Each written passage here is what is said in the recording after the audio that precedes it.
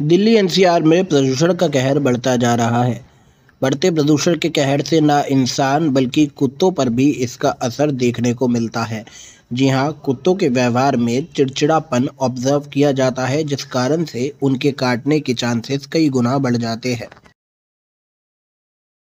ये जो स्टडीज हैं हमारी जो यूरोप से और जो यूएस वगैरह से आई हैं, उन स्टडीज में देखा गया है कि डॉग ह्यूमन से 100 टाइम्स सेंसिटिव होते हैं और क्योंकि स्निफिंग पावर इनकी बहुत ज़्यादा होती है, इसलिए स्निफर डॉग आर्मी में और पुलिस में रखे जाते हैं।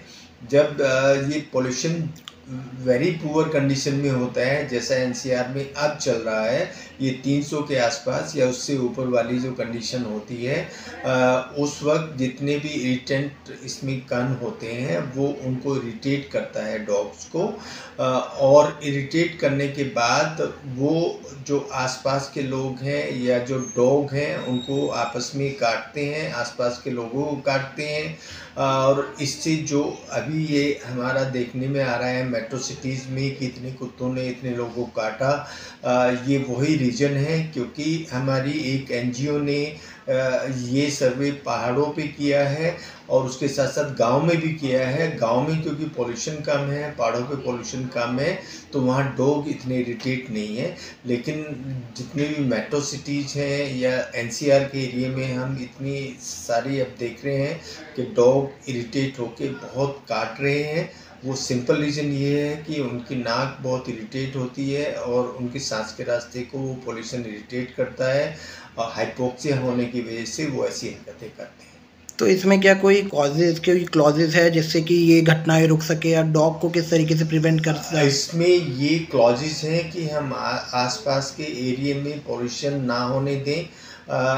वो जैसे हम अपने पोल्यूशन को कैसे बचा सकते हैं, अपने जो इंजन है हमारे स्कूटर, बाइक, कार, उनकी हम सर्विस अगर रेगुलर कराएंगे या आसपास हम कोई जो डस्ट हमने इकट्ठा किया है सफाई करेंगे, या जो और मेथड है पोल्यूशंस के, जैसे मिट्टी का खुदना या कोई काम चल रहा है, कोई झाड़ू लग रही है, छिड़काव करके करें, तो जो इस तरह की चीज़ें हैं वो उसको कंट्रोल कर सकती हैं। अगर आसपास के पोल्यूशन में हमारा कंट्रोल हो जाता है उस एरिया के पोल्यूशन में, तो उनकी इरिटेशन कम हो जाएगी। और इसमें हम जैसे मास्क लगाते हैं तो उनके ऊपर भी एक छीका टाइप चीज़ होती है जिसको हम मच्छर बोलते हैं, वो अगर लगाते हैं डॉग के ऊपर, वो अगर इरिटेट भी हो रहा है तो काटेगा नहीं।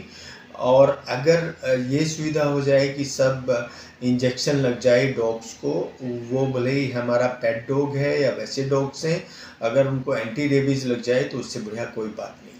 एक आखिरी सवाल, इसमें आप क्या लोगों को सलाह देंगे कि वो किस तरीके से डॉग से अपना बचाव कर सकते हैं, और इन दिनों आप क्या मरीजों की संख्या देख रहे हैं जो डॉग बाइट के आ रही है? वो देखो, ये संख्या हज़ारों में है। जो डाटा यहाँ का गाज़ियाबाद का निकाला गया है, और इंजेक्शन भी इतने ही उनको लग रहे हैं। पर कुछ ऐसे होते हैं बाइट जो एक तो स्टेज 1 स्टेज 2 बाइट होते हैं जो सर के और गर्दन के नीचे होते हैं, पर जो यहाँ गर्दन के पास, कान के पास या सर के पास होते हैं, वो स्टेज 3 बाइट होते हैं। उसमें सीरम भी इंजेक्ट करने की ज़रूरत होती है। हमारे यहाँ जो सीरम है अभी वो अवेलेबल नहीं है और उसको फिर बाहर भेजा जाता है, तो ऐसे में उसको रेबीज होने का डर रहता है। जो भी इंसान है, बच्चा है या औरत है, तो इमीडिएटली उस जगह पे सीरम इंजेक्ट होना चाहिए। उसके साथ साथ उसका वैक्सीनेशन होना चाहिए जो 5 बार के बजाय 7 बार होना चाहिए, अगर वो स्टेज 3 बाइट है तो।